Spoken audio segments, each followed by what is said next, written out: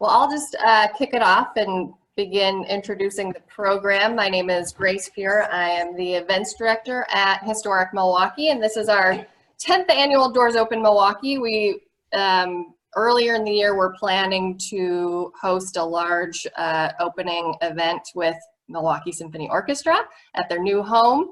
And I'm very glad that they pivoted with us to this virtual platform. So thank you, Mark and George and Chris, for all joining us on this program. And we're gonna see a few different things, some videos and maybe some photos of the progress at the Warner Theater and see how the transformation is taking place and hear about the plans for the future. So I will kick it over to Mark to direct us onto our next, what we're gonna see next. Excellent, thanks Grace. Yeah, it was our intention before we all had to stay home to have our opening of the new Bradley Symphony Center be the Doors Open Milwaukee weekend, essentially. And we wanted to open the doors to the building to all of Milwaukee, even before we had any sort of gala performances or anything like that, so that it really, it's a building for everybody. It was a movie theater back in the day, and the design, as you'll see, was intentional to take what was essentially a very insulated theater, a narrow lobby that went to the middle of the block, and open it up to the public, which is why all the new construction on sort of the south side of the building is completely glass and will be illuminated, and you'll be able to look in and see what's happening and feel like you can go in if you want to. And that was very important to us, that it be a welcoming space for everybody.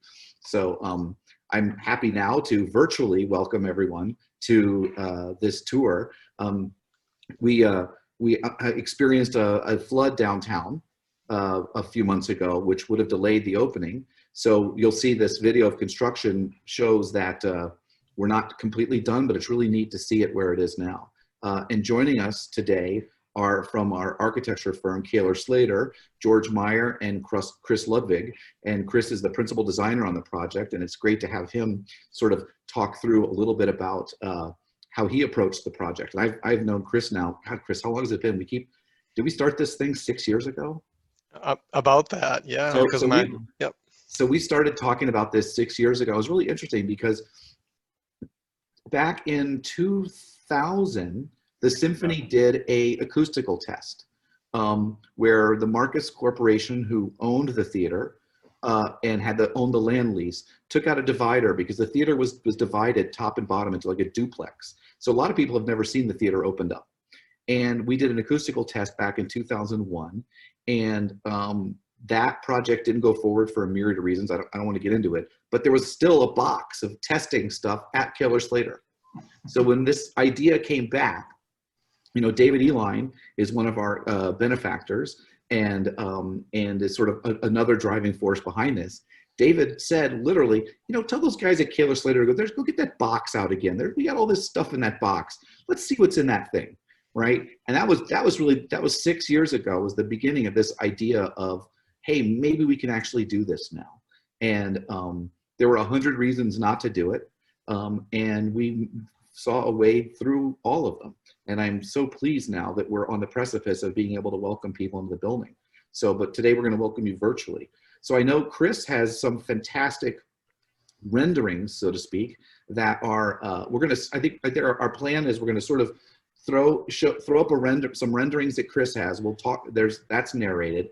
Then we'll go into the sort of a walkthrough video we have as well. And then we may go back to another rendering video that Chris has.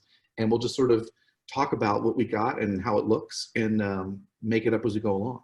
So open it up at the end for some Q&A. Yeah, through the text chat, I think is the way to do that, in the text and in the chat screen, right? Yeah, so there is actually, everyone who's logged on has a Q&A function, so Fantastic. Use that for your questions. You are welcome, everybody who's on, to use the chat just to give general feedback, but we'll be looking in the Q&A for questions towards the end to have the group answer. Fantastic. There was a chat that popped up from someone wanting closed captioning. I don't know if you can do that, Grace. We hadn't planned ahead, but something that we are doing for everyone who's on this is recording this, so we would be able to add closed captions after we record once it's on YouTube, so people can watch accessibly post-event. Fantastic. All right. All right. So, Chris, why don't you Sure. grab the screen and show us that wonderful video that we all have seen. Sure. I think just to start off, so as Mark said, I had the great opportunity of working collaboratively with the team and all the consultants to see this project through. And it was a very rewarding process. And I think one of my favorite things actually is working with the client, believe it or not. It's a great long-standing relationship. A lot of it built on trust that we were able to afford one another as we got into this. And I think another aspect that I really enjoyed has to do with like community and community outreach.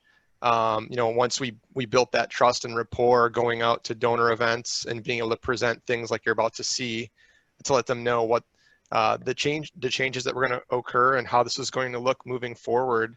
And even all the way down to things like the Milwaukee Night Market and reconnecting with the community on Wisconsin Avenue. So that's been a very rewarding aspect, in a lot of respects unforeseen to me, but a very rewarding process nonetheless. So let's see here. Can you see my screen right now? Yes. Yep. All right. Audio on? Years ago, the Milwaukee Symphony Orchestra asked Kaylor Slater to embark on a journey with them. Our combined commitment was to save the grandeur of the historic 1930 Grand Theater, to create a dedicated symphonic hall for the MSO,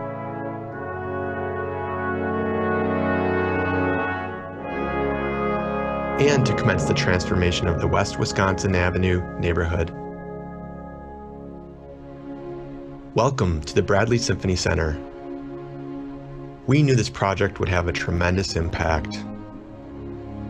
The design solution for the South Addition is simple yet elegant. The restoration of the historic theater and lobby is dramatic. The lobby connection unites the past and present. The contemporary addition is designed to welcome multi-generational audiences and provide flexibility to host a variety of events. The exterior glass enclosure features a unique art glass as a contemporary companion to its Art Deco counterpart of the original Warner Movie Palace. The couple paired together provides a harmony of historic and modern.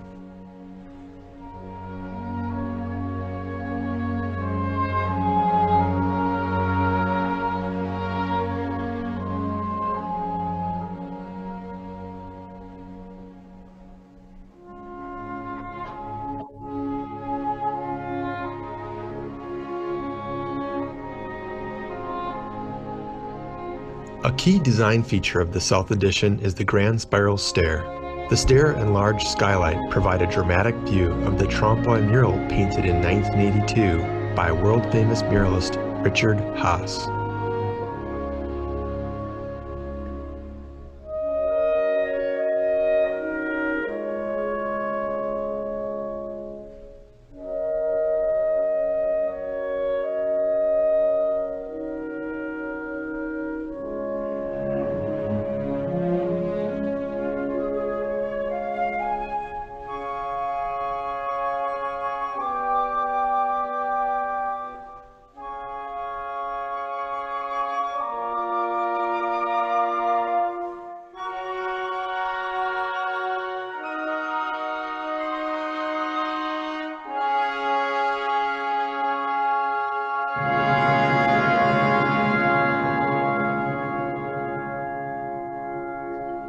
The final design took subtle cues from symphonic instruments. The warmth of the fiddleback wood wall, the delicate spiral staircase resembling a harp, brass tones as a nod to the horns, and the crescendo ceiling, which adds visual emphasis and drama to the space.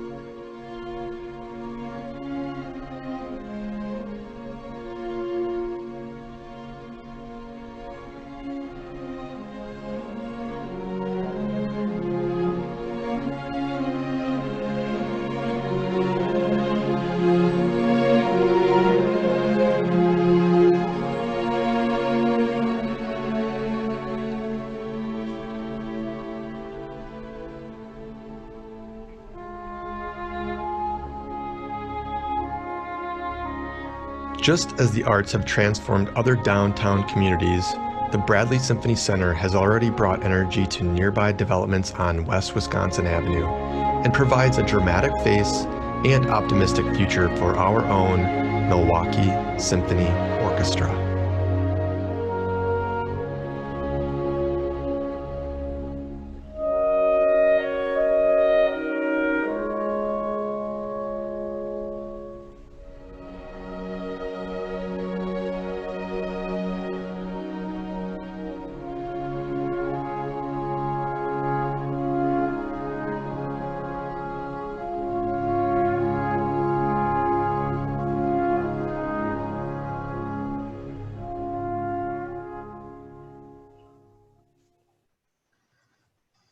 Excellent. So clearly that video focuses primarily on the Southern edition. So one of the things that was, when Chris talked about how enjoyable it was to work on this project, for me, it was this incredible opportunity to design, so to speak. And I spent a fair amount of time in, I would say 3 and 4 years ago, traveling, going to other concert halls for 2 reasons. First of all, we were about to embark on a music director search, so to go see conductors in other places was a good idea. And then in addition to that, I wanted to see how other cities had built brand new concert halls and how they had taken old buildings and transformed them into symphony halls. And so what I basically, on my travels, I collected building programs and then threw the building program at Chris and his team and said, here's what we need, here's how much of it we need, how are we gonna squeeze it into this already existing space? And then one of the things that was really fascinating was the office tower was never connected to the theater. There was no way to walk between the office tower and the theater without going outside. They were 2 completely discrete spaces. Where that new addition is, the new glass addition in the south, that's where that sushi restaurant was. That building that was demolished there. And all the construction to the north is brand new. So how are you going to get from one place to another when none of it was designed to go from here to there? That was one of the most fascinating questions about it. Oh, I see a text was, is the glass bird friendly? On the 2nd floor, there's a frit in the glass that is words that are embedded in the glass, so it is not transparent. So it is not totally clear glass. So we don't expect to have issues that some of the other downtown buildings have with birds hitting them. So thanks. I've actually thought about that. That was important to us, because on my walk from the Symphony to Starbucks, unfortunately, I walk by a building and every now and then I do see somebody who didn't quite make it through the glass. So I think in this next video, we're going to cue this up now. This is essentially a walkthrough of the building, and I'm going to narrate as we go through and see if I can point out some interesting ways that we sort of worked around this. How do I get from here to there, and how do the buildings exist as one cohesive center, the Symphony Center, which includes the office tower, which has the historic lobby in the bottom of the office tower, the new glass addition, which has 2 floors, and then the theater itself.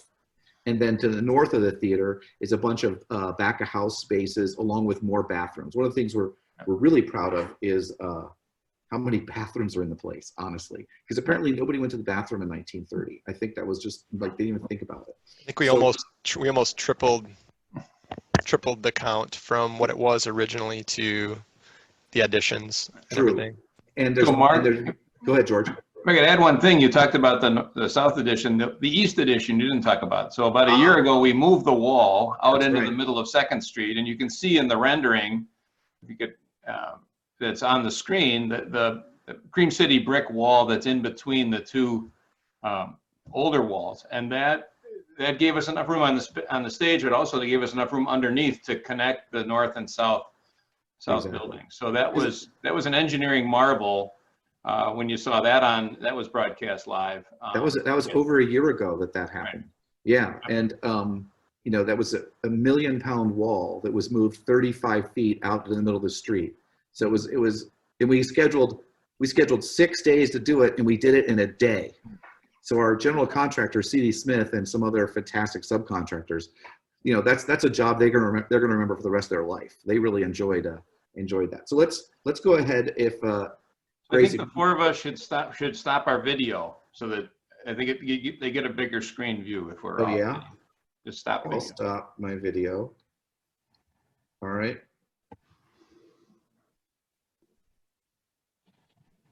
All right. So let's go ahead and watch this then. Okay. All right, so this is the outside. It's running now. Okay, so now we've walked in the historic lobby. So you've just gone under the marquee, and as you can see, they're using it as a layout area.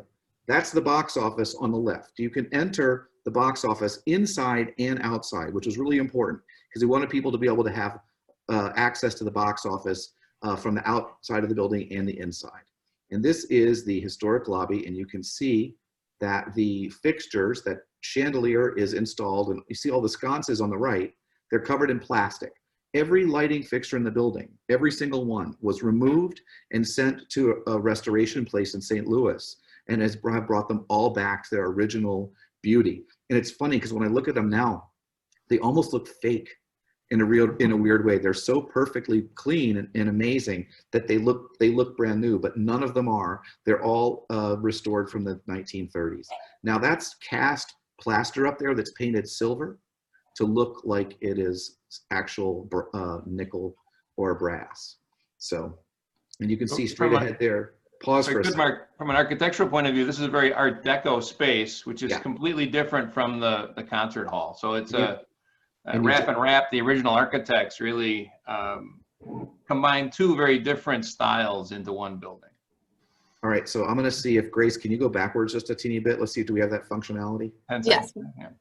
Yeah, and then let's play from there because you get a quick peek at one of the murals in the stairwell. Pause. You see the lady behind the orange cart straight ahead of us? There's two beautiful murals in the stairwell that are being that have been transformed as well and brought back. All right, so we can keep going. And there's a rumor has it that's the Mayor Hohn's granddaughter. Believe it or not. All right, so now we're walking back out the way we came in. Now you can see ahead of us that old ticket booth, sort of the multi-shaped thing. I think it's an octagon that Visit Milwaukee used. Okay, now pause. Pause. This is an elevator that is no longer an elevator. It's now a cut through.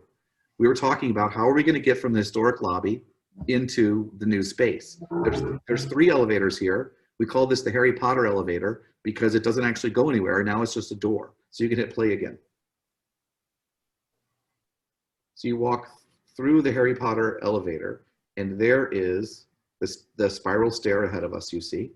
And this is just, you see this incredible Art Deco work in this lobby. It's marble everywhere, all the way up the walls and the ceilings in the stairwell. The ceiling is actual marble. So this is the staircase within the office tower that was never connected to the theater. So you go through this elevator and you are now magically in this open space that is the first floor we're calling the gallery. And there's the rendering of the gallery. Very open to the sidewalk. So it's the transparency is. It really is. And I'm always amazed at how huge the space is when I'm in it physically. We're going to take a look up. This stairwell is massive. That's a skylight above the scaffolding. So you can see the hospital. There it is. So that would be the rendering of looking up. Now we're going through the elevator on the second floor. Now we're on the second floor of the glass structure down south, and we call this the atrium. And you see the beginnings of the wood wall. That entire wall on the left there is going to be covered in wood, similar to the back of a violin. And you could get an idea of how the ceiling slopes up from the bar, which is on the left, opening out towards, you can see the Hampton Inn across the street and the Plankinton building.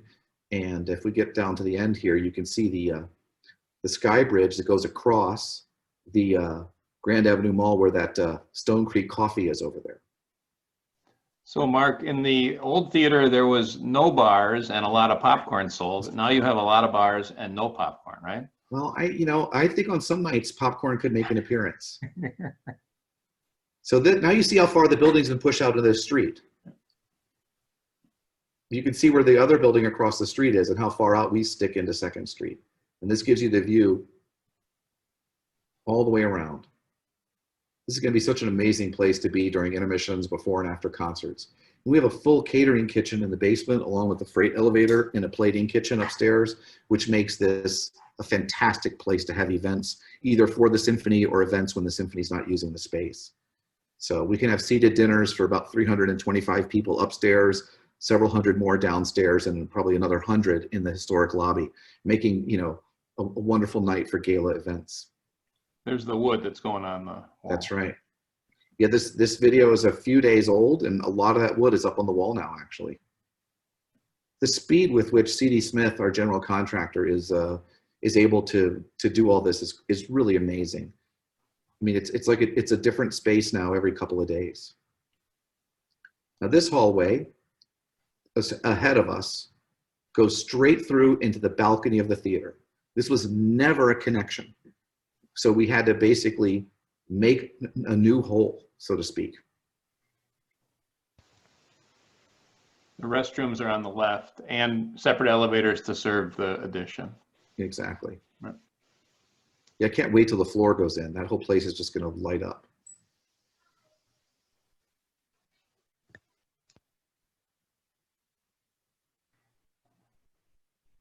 All right, something tells me we're going to go down this hallway here now.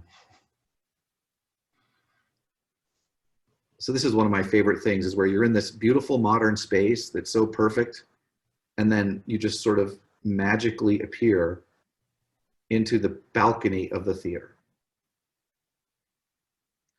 Here we are. Look at that. So the whole place is about 3 or 4 shades lighter than it ever was before. Let's pause for a second here. Conrad Schmidt Studios is our historic reservation partner. And to say they went over the whole place with a Q-tip is not an exaggeration. This entire theater was filled with scaffolding from floor to ceiling, where you couldn't see, like if you see that scaffolding on the stage area right now, the entire theater looked like that. And they cleaned every centimeter of this place and brought it back to what it looked like in 1930. And it was essentially cleaning. There was not much repainting. It was almost all cleaning, and most of the cleaning was nicotine, because everybody smoked and smoked cigars in there as well for decades, and we wound up with the incredible just sort of coating of nicotine in there. And someone asked a question about, is the elevator connection wide enough for everybody? There are lots of other connections. There's a connection underneath the stairwell that's also very large. So that is not the only way to get from one space to the other. It's just it's an extra way to get through. It's certainly the most interesting. So let's hit play again here. Mark, you can also imagine back in the 40s, the city was a lot dirtier than it is today because of the vehicles and the construction and everything, and coal. So you can see the beginnings of if you see those sort of 3 windows at the back of the stage there, that's right above where the chorus would be sitting.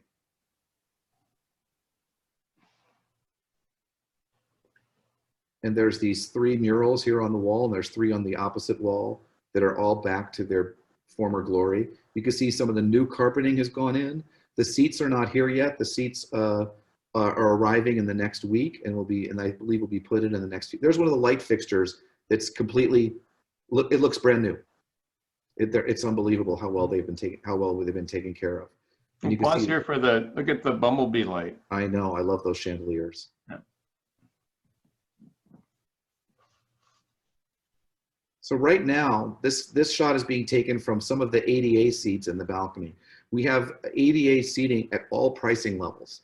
And one of the things that was very interesting during the design process, and Chris can take a lot of credit for this, is making sure that you can, without having to go up and down stairs, get from one place to another and get to your seating section thoughtfully if you are in a wheelchair or can't do stairs. So there's a lot more seating for people with ADA needs than there have been in our other theaters in Milwaukee. Originally, no elevators served the theater. Yeah. And now we have the elevators to the south and to the north. Right. Yeah. And you can see now that all of the lighting in here is basically on these extension cords. I can't wait to see when we have full power to the building, what it looks like with the lighting that's being provided by all of our refurbished fixtures.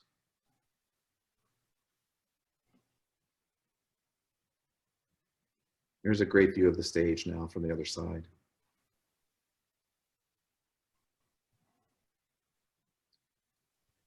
I cannot wait to get people into this place.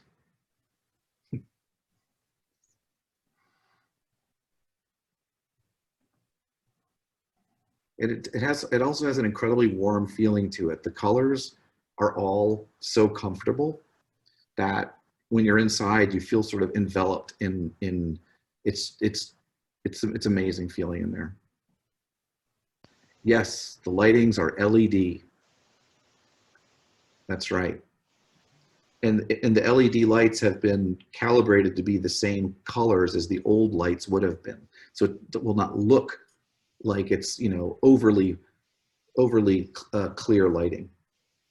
And the ceiling was actually coated in a new surface that's acoustically advantageous to the orchestra, and then repainted that sort of coral shape up there on the ceiling.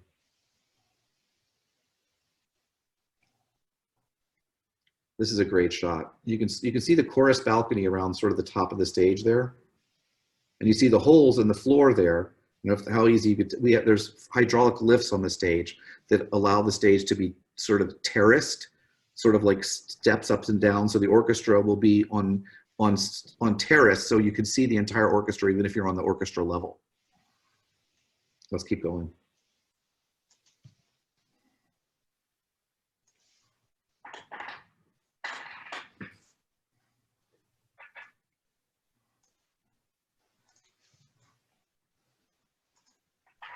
This is the rendering we've been looking at for years. It's pretty amazing how close it is. And you can see the chorus in their balcony behind the orchestra. Those chorus seats will be sold for audience members who would like to sit back there. All right. Mark, do you want me to run the stage video? Yeah, let's take a look at that one. Okay.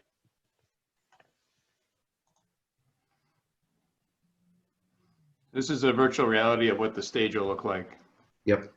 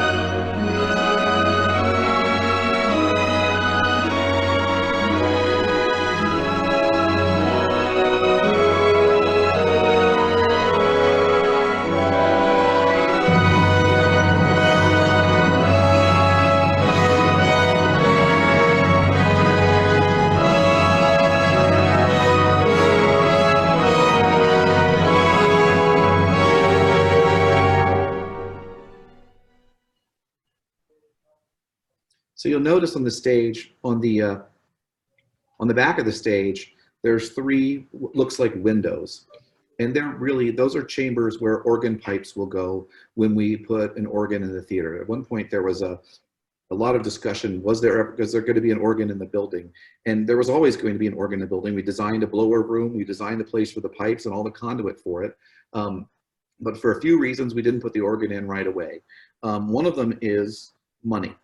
When you're going through an expensive project like this, there's this horrible word that I don't like so much. It's called value engineering, where you decide to do things one way and then in the middle of the project, you decide to do them in a way that's more affordable. And I didn't want the organ to be subject to value engineering.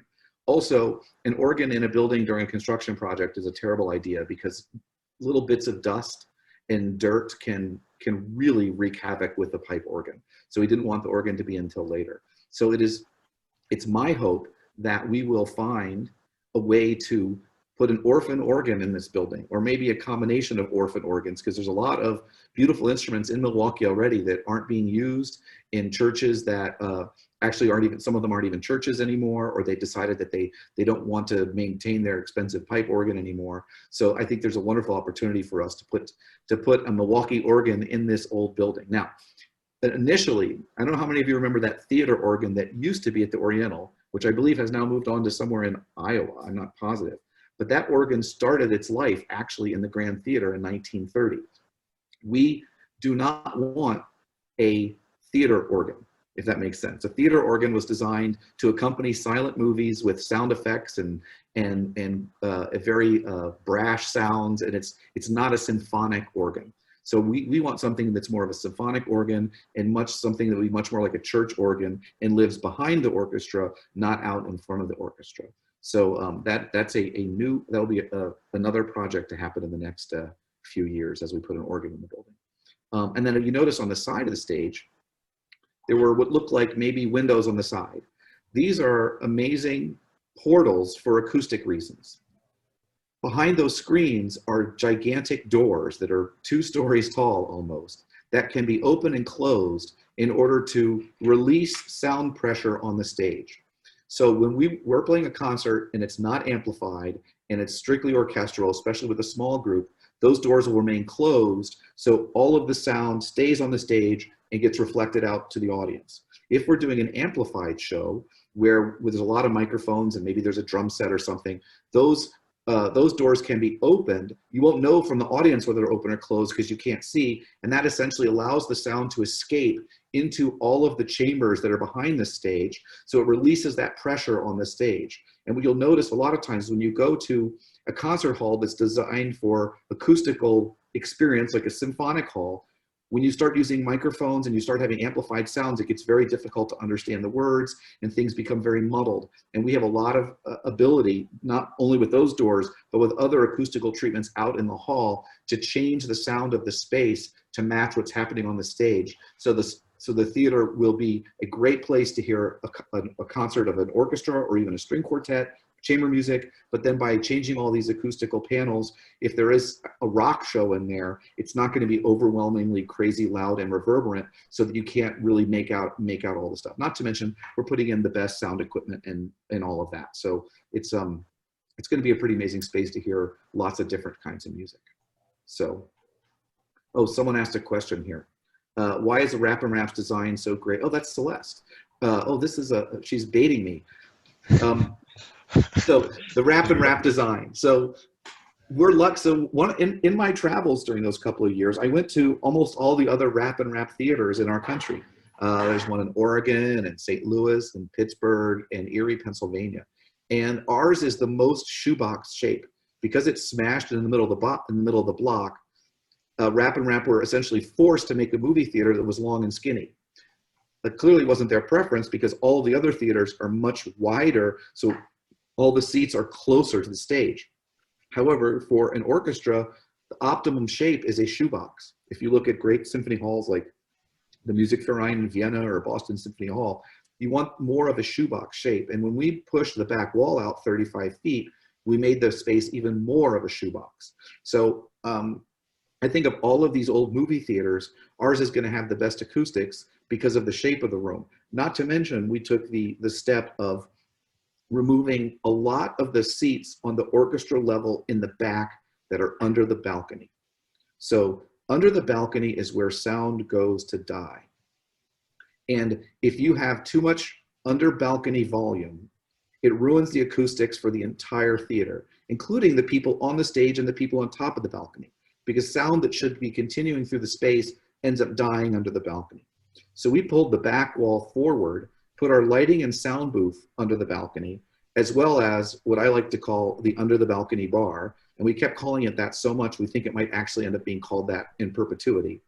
But it's another wonderful space where you can go under the balcony and there's another bar under there and things like that, a good place to hang out. So the other advantage of the Rap and Rap design is the amount of plaster and the variable dimension. So the sound bounces around in the room. So yeah, this is the difference between reflection and refraction. Right. right? What we don't want is we don't want solid surfaces that reflect the sound exactly the way the sound hits the surface. You want the sound to break up into lots of different places and be refracted, and that's what gives the warmth and the luxuriousness sound that you get in these old theaters. So fantastic. All right. Some of the questions in the Q&A area are having to do with a lot of people that want to know, when can we visit the theater Sure. in person Sure. and get up close? So maybe if you just want to talk about Happy to, having to deal with COVID and Sure. future plans, that Sure. would probably answer quite a few of the questions. absolutely. So obviously we would love to welcome everyone into our building as soon as possible, but we're not going to do that because we have to stay safe. We are very concerned about the safety of our audience, our patrons, and our musicians. And, you know, you cannot play a trumpet with a mask on, or at least I've not seen someone do it successfully, which means we have to be very careful with our social distancing. Lots of orchestras around the country are starting up with very small performances for small audiences. That is what we are going to do starting in January. And we are going to be basically having a virtual season that starts in January with 12 subscription concerts and 4 Pops concerts. That will be smaller groups playing shorter concerts for audiences that will be made up almost entirely of our subscriber base at this point, because our goal is to get every subscriber to the symphony into the building 1 or 2 times between now and the end of the season, if they would like to come in and if it's safe. Now, obviously, if the city's phasing and the rules change to the number of people we can have in a space, we may not be able to do that, but it's our intention now to have people live, but that's our intention. And keep our musicians safe on stage in small groups. And we're working with the musicians in a very collaborative way to make sure that everyone feels safe doing what they're doing. And it's tricky because people have to be, you know, cannot be right next to each other, which kind of is very odd for musicians. Anyone who's not playing wind instruments will be wearing a mask. That's going to be kind of weird. You know, coming to work at different times, having, you know, separate spaces for people. You know, the orchestra is a very social organism, right? Backstage is a very friendly, cramped place, and that's not what we can have right now. So it's going to be really interesting. And so will we open the house up for everyone at this point? No, we can't. It's just not safe. Just in the same way as you can't go to Miller Park and you can't go to the Pfizer Forum right now. We have to wait until we can have everyone in safe. But we're going to be doing very small targeted performances in that way. So somebody asked about parking, which of course is, like, you know, the question that people always ask. There's over 2,000 parking spaces within a 1-block radius of the building. There's 1,700 spots across the street at the Grand Avenue Mall. There's a city lot that we're actually closer to. We're 35 feet closer to that parking lot now across 2nd Street. And the other lot that people forget about is, you know, the blue building. What do we call it now? We call it a 310. I forget. There's the blue 310. So the blue building has a parking structure that's actually very close to our theater as well. So I think parking is going to be very convenient, and with multiple options and multiple exits, it's going to be pretty easy to come and go. Now, we're also going to have valet service because we control the parking lot to the north of the theater, the place where all the construction equipment is set up right now. That will become our valet parking lot. So if you really want to have and most of our subscribers and high-end donors will be offered parking as part of their ticket package. So above a certain giving level. So yeah, sort of concierge service, so to speak. Somebody asked what there is available for people who have hearing impairments. When I was in the building, I know that there's a great answer to that. Fantastic question. We have a hearing loop in the building. And for those people who don't know what a hearing loop is a very sophisticated system where there's actually wiring throughout the entire space that broadcasts to hearing aids that are specifically designed to accept the hearing loop. And nowadays, more and more hearing aids are becoming equipped with that capability. And my understanding from folks who use these hearing aids, it's like you sometimes don't know where the hearing loops are, and then all of a sudden, magically, you have this amazing ability to hear everything that's happening around you. I think the Milwaukee, the airport has a hearing loop in it. I've heard that, we're going to have that in our theater. So it'll be a fantastic place for people to come with, who have hearing aids that are compatible with the hearing loop. So yeah, and that was something that we added after we started. So Yeah, it's very yeah, impressive. it's pretty neat. Yep.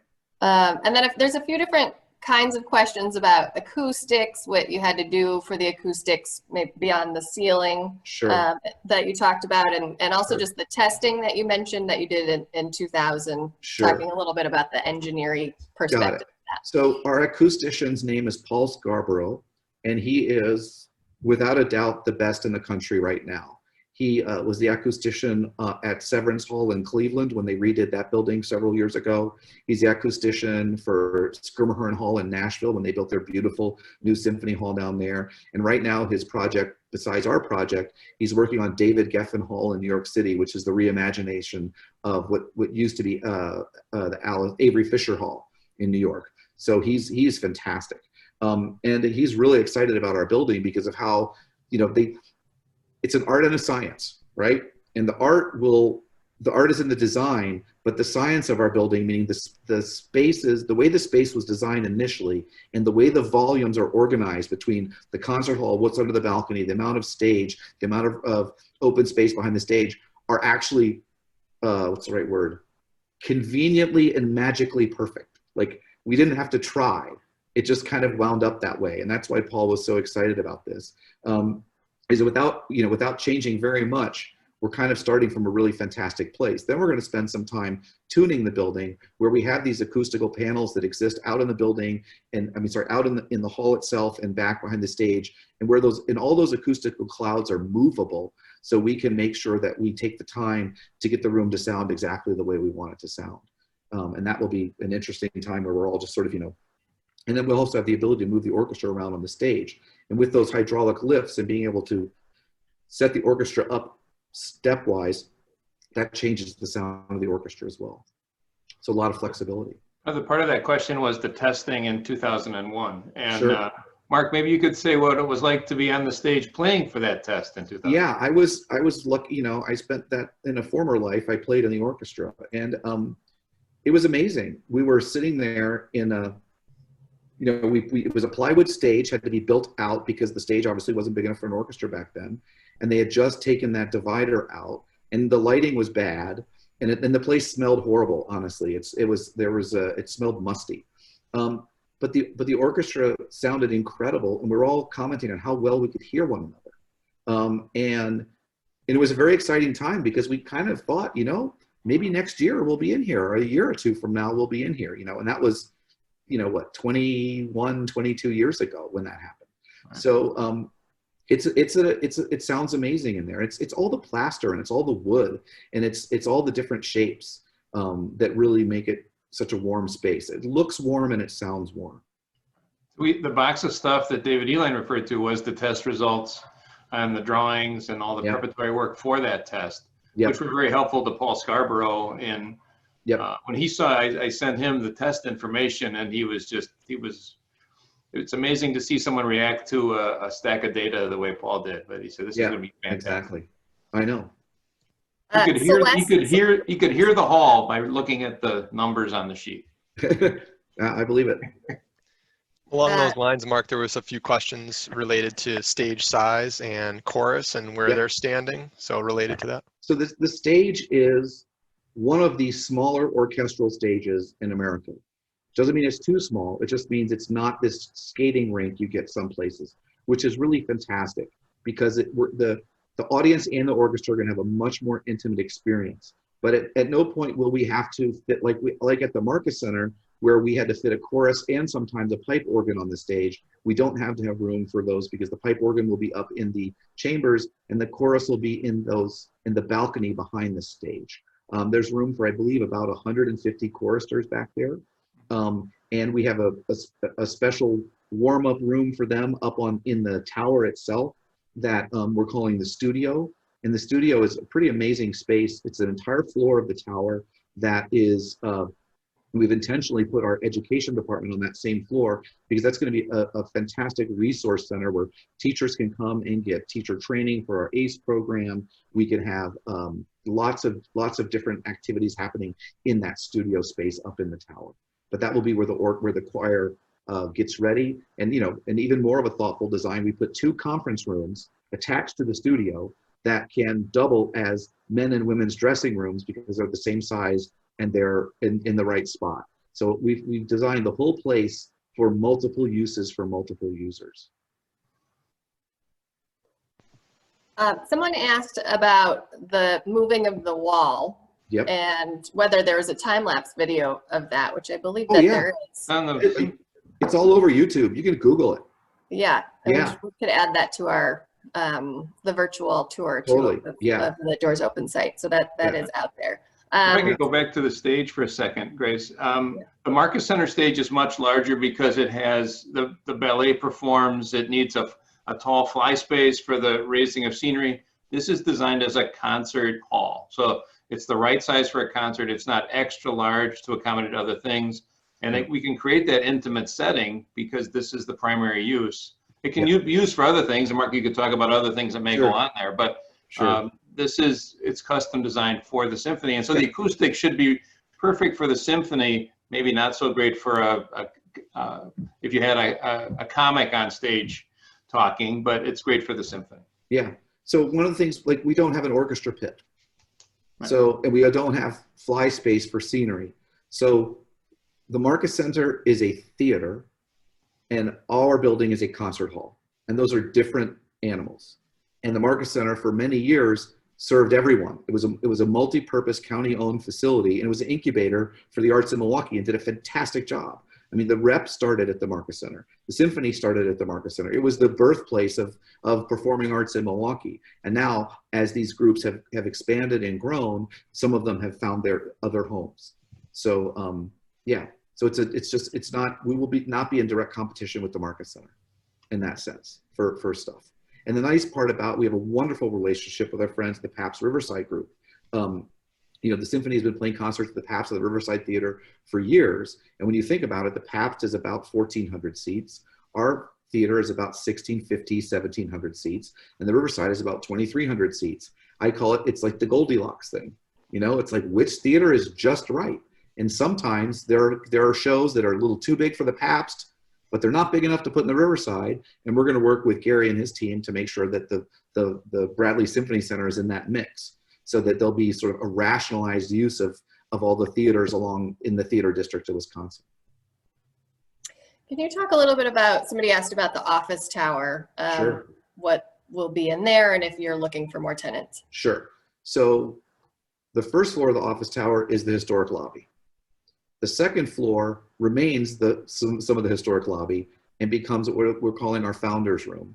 And this is sort of a place where it's basically like a luxury suite, let's put it that way, right? There's a separate bar in there and a place where people can go to have private events during symphony concerts. Then the next floor up is the orchestra library, because we put a lot of our building program in the basement. And it's funny because I used to talk about, someday, no matter what you do, you'll have a flood. You can't put the library in the basement. And sure enough, there was actually a flood in the basement before we even moved into the building. Now, that was not necessarily caused by a large rainstorm contributed, but there were some pipe issues that or sort of a once in a lifetime thing. So we don't expect that type of flooding to happen on any kind of regular basis. And then the next floor up is what I talked about, our studio floor, where we have a large space for the chorus to warm up. There's changing spaces for the chorus there. We'll have educational programming in there. It's just basically a large multi-use space where we can have execute on lots of other parts of our mission that will not happen on the stage. Then above that, when you get to the fourth and the fifth floor, or the fifth and the sixth? Fifth and sixth are where the symphony's administrative offices will go. Right now, the symphony rents office space, sort of behind what was Bar Louie. Now I think it's Low Country, something like boiled seafood restaurant. Man, am I excited about that. I mean, crab legs and shrimp. I mean, that's my thing. So they're not open yet, but as soon as they open, I'm going to be eating corn on the cob and cornbread. So our offices are over there right now. And so the symphony won't have to lease office space anymore. And it's also really nice to have the people who are working for the symphony all in the same building. So have the symphony office spaces. Then 7 through 12 are actually empty, so to speak. We're I would say mothballing them. I'm not sure that's the right word, but we're putting in, putting enough heat in there so that it will be heated and taken care of. But it's essentially those floors are going to stay as they have been and are going to be available for development going forward. So I have a dream of opening the top 2 floors up, 11 and 12, and into making a double high loft space, penthouse space, and putting sort of a performance area up there, so like a jazz club and a black box theater on top of the building. But that's later. That goes with our organ and our jazz club and the private jet and the hot tub and all the stuff we're going to add later. That was a joke. There will be no private jet or hot tub. So that's so it could be a pretty interesting place to have a complementary office space there.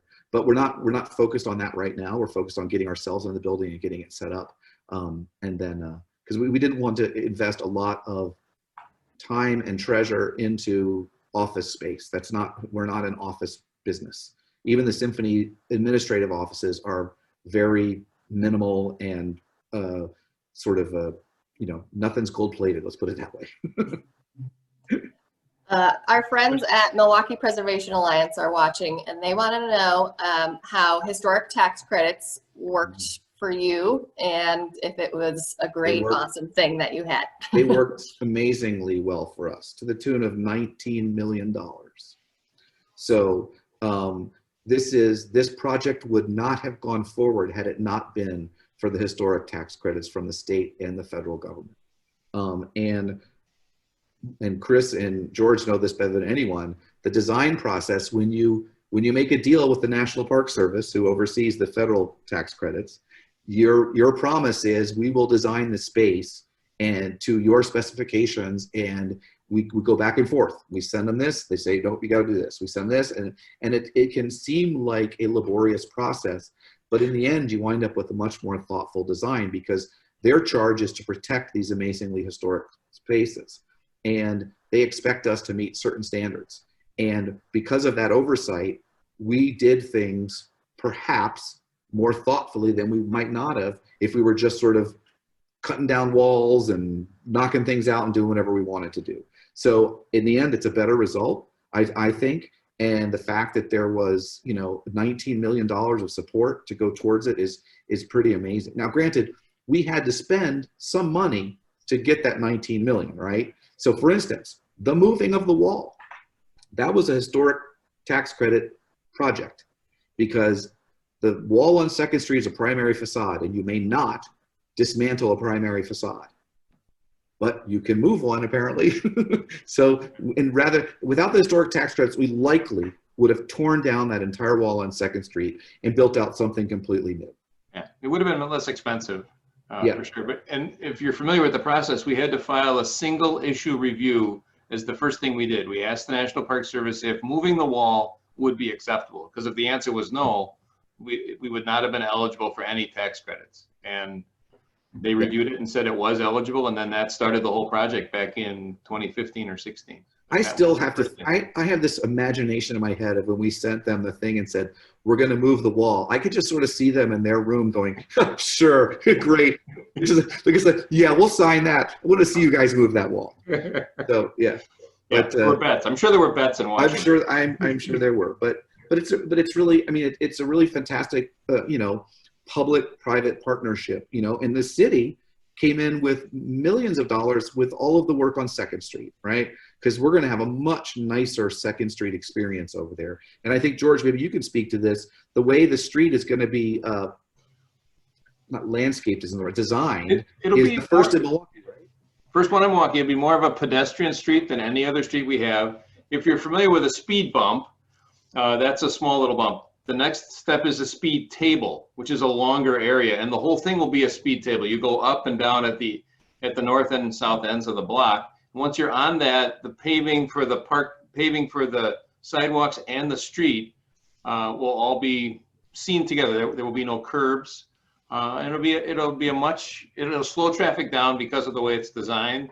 And I think it'll be a really unique place to be in Milwaukee. So it's the most pedestrian-friendly way to design streets that still have cars on them. Right. And it's a combination. And if you've traveled, it's actually quite common in other cities. A lot of places where I've been where, you can't quite tell where the street and the sidewalk are because there aren't curves, and there's like planters and blockers and things that define the space in different ways. So as you're walking to the symphony, you're going to start having a pedestrian experience all the way down the block as you start to feel safer and safer as you get closer to the building. Right. Yeah.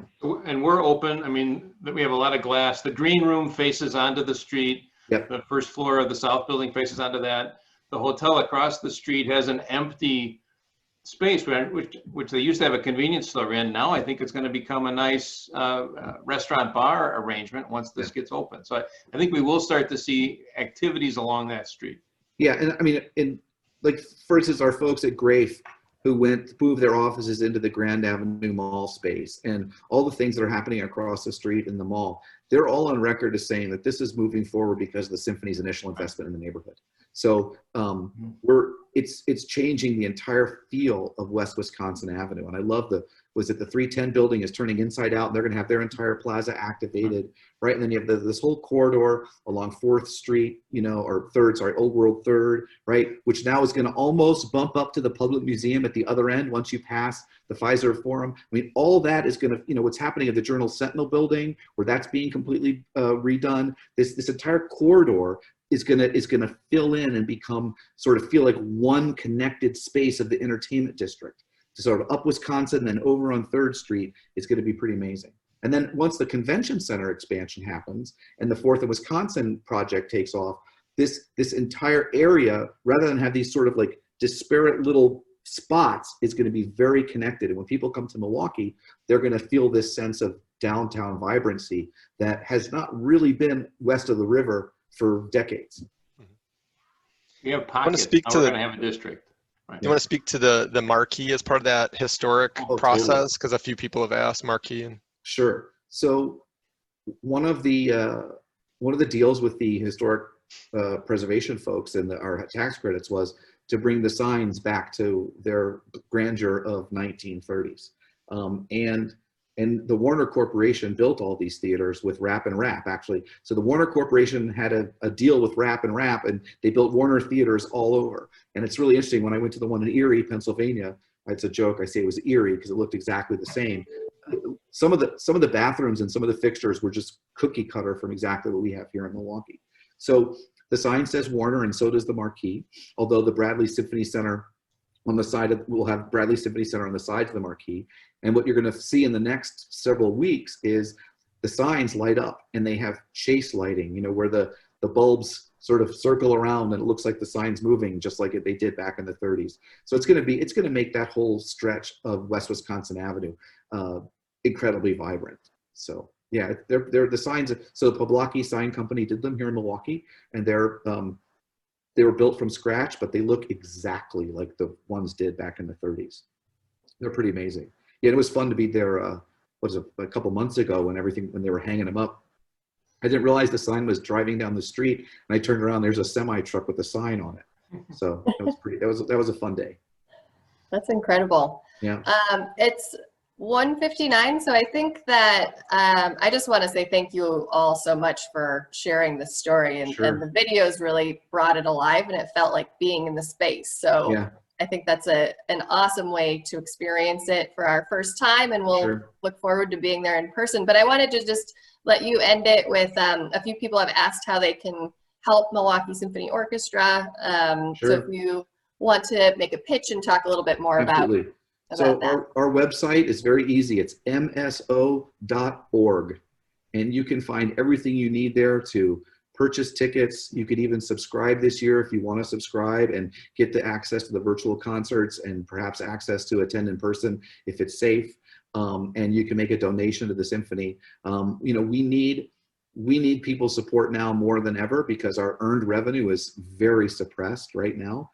And we're trying to basically keep ourselves going so we can come roaring back when it's time to come roaring back. But Grace, I'm going to make you and your folks at Open Milwaukee a promise that when it is safe, we will open the doors to our building in person to everyone to come in and enjoy the space and walk around. And, you know, I will be there in person to greet everybody into our new home, because we want to share this with everyone. But this idea of you can't come in it's killing us, because, you know, we are at the Symphony and the Performing Arts in Milwaukee. We're all about the shared experience. We're all about in-person people sharing art and having the thing that this building does better than anything else that we've had recently is not only will the concert experience be amazing, but the experience before the concert and during the intermission and after the concert, the whole night, the whole evening is going to be magical in this building. And we cannot wait for people to be able to experience it. So as soon as it's safe, we promise to open our doors for everybody to come in and take a look. It will not be cordoned off for any longer than is absolutely necessary. Great to hear. Excellent. Thank you all so much. Thanks and everybody for joining us. Thank you, George. Thanks, Chris. Thanks for being with All us. right. Thanks, Grace. Good to All right, see you all. guys. Bye. Thank you. Bye, everyone. Bye-bye. Take care.